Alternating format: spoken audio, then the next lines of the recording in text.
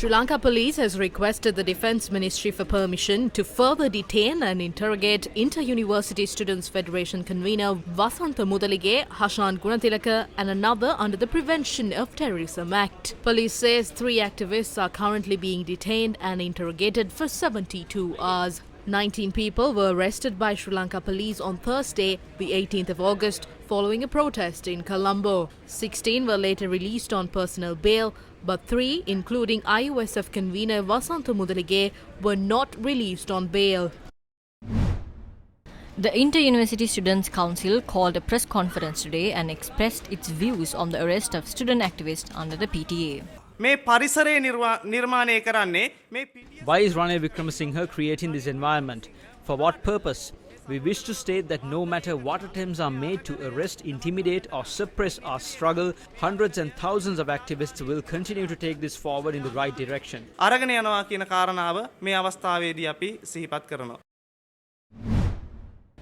Law Nuwan Bopage visited the detained student activists today at the Valikada prison.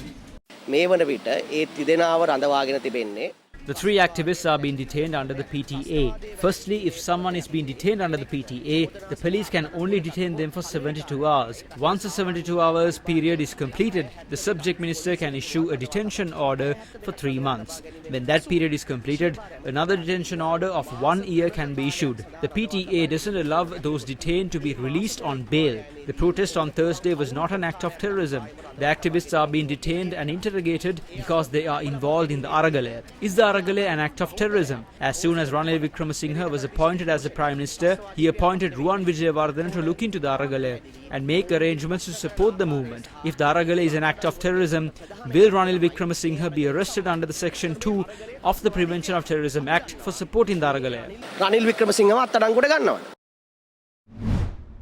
අපි කියනවා මේ ආණ්ඩුවට අපි මේකට බය නැහැ.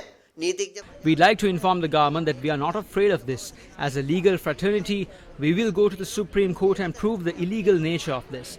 Not just that, we are saying that Mudalige's detention order is only valid for 72 hours. Now the government is trying to get the signature of the Defence Secretary and extend it up to 90 days. We say that this will be a very dangerous step.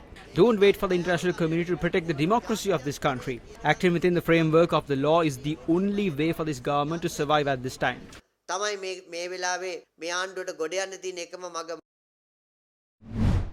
Day before yesterday, the government has arrested some student activists who staged a protest march near Lipton Circus. The leaders of that protest, the General Secretary of the IUSF and 2 others, have been arrested and have been detained for 72 hours for questioning.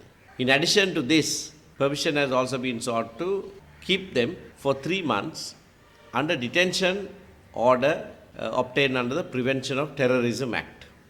Now this is a very serious issue because, as everyone knows, the Prevention of Terrorism Act ought to be repealed. Previously, the government headed by President Ranil Wickramasinghe, when he was Prime Minister, assured everyone that it would be repealed. In fact, it was to be replaced by another act. We have launched a massive campaign, a signature campaign for the repeal of the PTA, and most people have supported that. In the backdrop of all of this, the government also had given an undertaking that they will impose a moratorium on the use of PTA, and that was holding until now.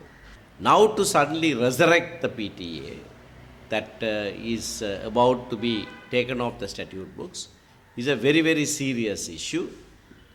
We condemn this act of the use of PTA, and we demand that the government release these persons who are said to have been detained under the PTA and also repeal the PTA forthwith.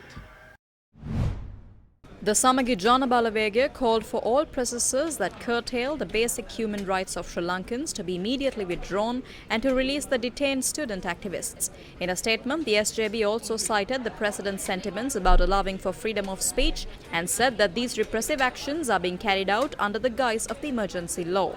SJB General Secretary Ranjit Madhuma Bandaras said the actions of the President contradicts with his statement on lifting the emergency law, as he has issued an extraordinary gazette summoning the tri-forces to maintain public order in 7 districts.